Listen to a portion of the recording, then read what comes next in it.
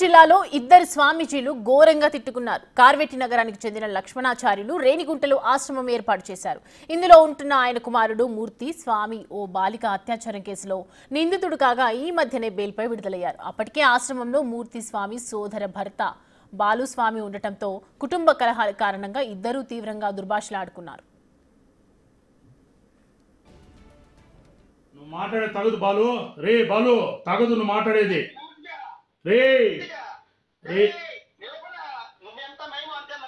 రే మా బాబాయ్ పెడితే బిచ్చం బతుకుతా ఉన్నావు, నా మా అబ్బ బిచ్చం బతుకుతా ఉన్నావు.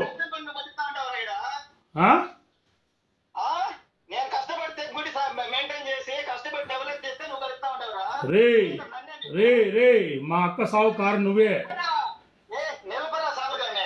రే మాట్లాడొద్దురా, రేపు నీకు చావు దగ్గరుంది, మాట్లాడొద్దు, మాట్లాడరా. రే అందుకేరా నిన్ను బిడ్నిచ్చి అల్లుడుగా తీసుకున్నాక నువ్వు చేయాలరా, మమ్మల్ని అన్నాలరా, మమ్మల్ని చంపాలా నువ్వు అదే నువ్వు నన్ను. రే నువ్వు ప్లాన్ చేసి అమలమ్మ హరిరెడ్డి నువ్వంతా ప్లాన్ చేసి ఇరికిచ్చి నన్ను కేసులో ఇరికిచ్చి నువ్వే నాకు తెలిసిందిరా, ఎవిడెన్స్ వచ్చిందిరా, ఇప్పుడే వచ్చింది ఎవిడెన్స్.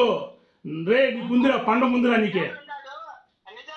రే నువ్వు మాట్లాడింది అమలమ్మతో మాట్లాడింది, మా అబ్బతో మాట్లాడింది అన్ని రికార్డ్స్ ఉన్నాయిరా బాలు. వస్తా ఉన్నాను.